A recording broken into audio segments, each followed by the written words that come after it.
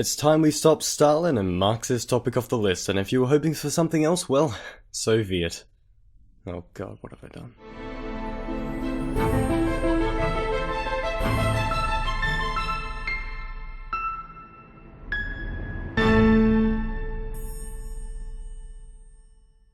Hello and welcome to Feature History, brought to you by the Great Courses Plus, more on that later, and featuring the Soviet-Afghan War, a war where the battles were won and the war was lost. How does that happen? Well, let's find out. First, we must understand what Afghanistan is. It's a landlocked country that sits in a harsh, almost inhospitable area between the traditional crossroads of great powers. Forces from India, the Far East, the Middle East, and the West have all attempted to pass and fallen before Afghanistan, the graveyard of empires.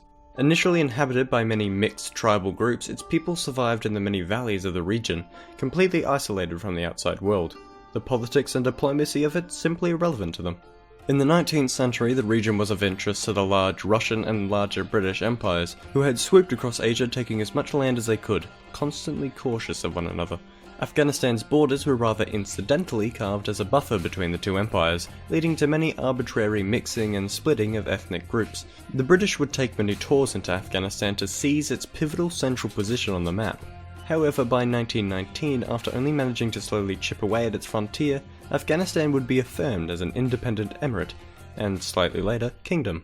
Under their king, Mohammad Zahir Shah, the country was rapidly pushed into modernizing in the 1960s. The urban folk of the few cities and highways rejoiced the establishment of elections, political rights, and women's education. At the same time, the Cold War had entered into full swing. Afghanistan once again the interest of two rivaling powers, the US and the USSR, who both sought to gain favour in the country. All would not remain well though, as the king's cousin, Muhammad Daud Khan, feeling the pleas of the Pashtun people, long ago split by the Pakistani border, had gone ignored far too long, staged a bloodless coup against his cousin, soon declaring himself both president and prime minister of the new Afghan Republic in 1973. Daud Khan continued to push for progressive policies, however other ethnic groups did not appreciate his Pashtun nationalism. His response?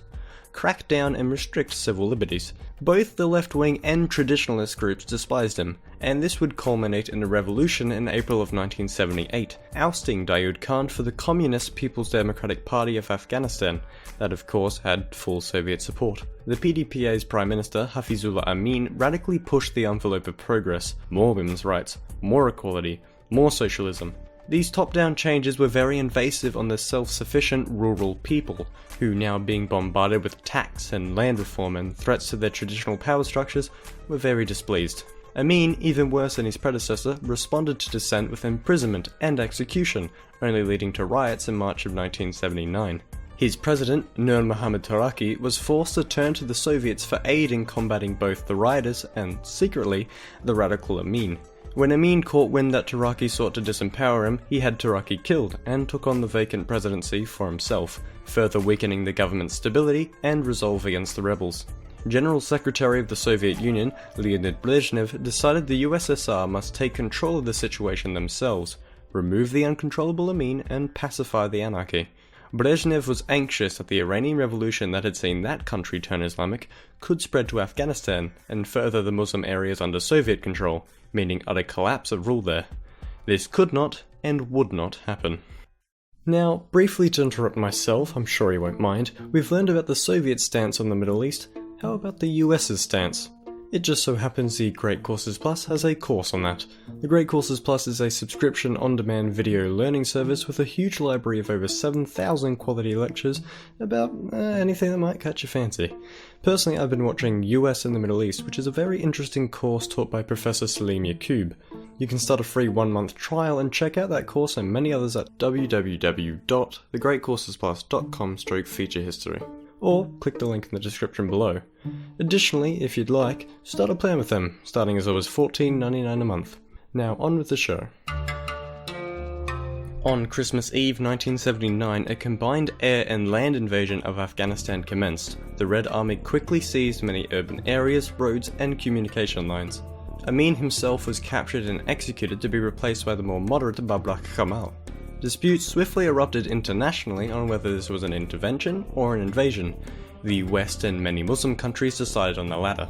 The tribal warlords had been repulsed to the mountains by the invasion, but this would only spell a new stage in their struggle.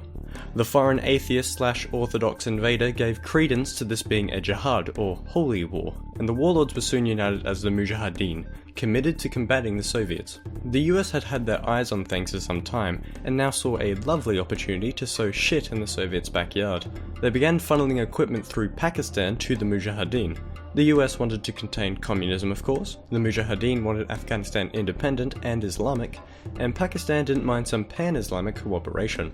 Really, everybody wins. Oh, except the Soviets, of course. That wasn't it though, as the Mujahideen's call for jihad had also seen many independent fighters and financiers come from abroad to join. One such notable figure was Osama bin Laden. You might have heard of him. In the end, despite all the support, the Soviets still held a clear upper hand. Under the guidance of Ahmad Shah Massoud, the Mujahideen indulged in guerrilla warfare, initiating a repeated and grueling effort for the Soviets to drive away the fighters, only for them to boomerang right back. It seemed as if for every fighter they killed, his death aided in the recruitment of 5 more, eager to become a martyr.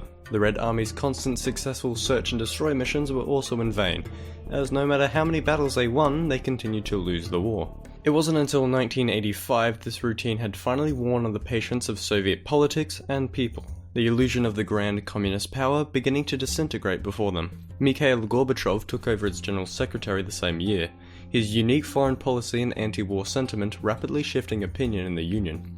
The next year the war effort was only further degraded as Stinger missiles began to be supplied to the Mujahideen, accurately downing Soviet helicopters and crippling the army's ability to scale the high mountains. An exit strategy would be put in place. It switched out Kemal for Mohammad Najibullah and saw new attempts to transfer the burden of fighting on the Afghan army itself. This would be ramped up further in 1988 when Gorbachev officially signed off on the Geneva Accords, an agreement that would see the USSR begin withdrawal and no further intervention from any power. This concluded in 1989 when the last of the Red Army left Afghanistan, ending the Soviet-Afghan War, but not the war. The Mujahideen continued to resist Najibullah's government well past the withdrawal. For the Soviet Union, it continued to aid that government until in 1991 the Union itself unravelled, with fault to the prior involvement and Gorbachev's reforms. Najibullah disbanded the government when in 1992 the warlords of the Mujahideen had finally surrounded the capital, Kabul. At the gates of victory they sought to reach an agreement of how things would move forward. All agreed at Massoud's proposal that they rule in an Islamic coalition government, except for one, Gulbuddin Hekmatyar, who sought sole rule. And so war continued for several years between Massoud's alliance and Hekmatyar's Pakistani-backed army. It seemed that in 1994 Massoud had bested Hekmatyar, until a man by the name of Muhammad Mullah Ahmad rallied his followers to further the fight against Massoud. They called themselves the Taliban. Pakistan's favour transferred to this new group, and in 1996 the Taliban had seized control of much of the country and took Kabul, brutally executing the former president Najibullah and declaring themselves as an Islamic emirate. Massoud, however, ignored their taunts and was unwavering in his resistance, continuing to fight from the north of the country with what few of his allies remained. It unfortunately ended when in September 9, 2001, Massoud was assassinated by Taliban members who had claimed themselves to be reporters. The alliance, without the leadership of their national hero, was surely doomed. Though, as I'm sure all viewers are swift to notice, merely 2 days later, the terrorist cell Al-Qaeda attacked the World Trade Center in New York. Their leader, Osama bin Laden, was offered shelter in Taliban-controlled Afghanistan. The attacks provoked US President George W. Bush to declare a war on terror, and demanded the Taliban surrender bin Laden. They refused. The US had covertly aided the Mujahideen against Soviets, and with the Soviets gone, the Mujahideen had splintered into many spiritual successors, such as the Taliban and Al-Qaeda. The irony of this was not lost on many. That, however, did not change the fact that in 2001, the US declared war on the Taliban. Decades of war, political instability, and virtual anarchy are not going to be ignorable for any country. Millions of Afghans died, and even more millions still live as refugees and an unfortunate burden on the countries that have held them for so long. The roots and motives for many Islamic terrorist groups can be traced back to the Soviet-Afghan War. It was where their leaders met, their men were armed, and their resolve hardened. The fact that most people have forgotten or neglect this war but still live so heavily under its effects is rather disappointing. That does not stop me from trying though, nor you from further delving in, uncovering and surprising yourself with so many hidden motives behind and repercussions from this war. If I had a joke to finish on that'd be great, but instead in Soviet Russia. As always, I'd like to thank the patrons, and unlike always, I'd like to thank my sponsor, The Great Courses Plus, for sponsoring the episode. I really do encourage you to go to the description and click the link, for if no other reason than I get helps the channel out. Personal mentions to David Kendall, Thrace Vega, Zedfer, Steve Graham, Grandpa Hex, and, of course, Anal Scrubs. And for you, well, you get nothing. Your freeloading views are so much filth to me.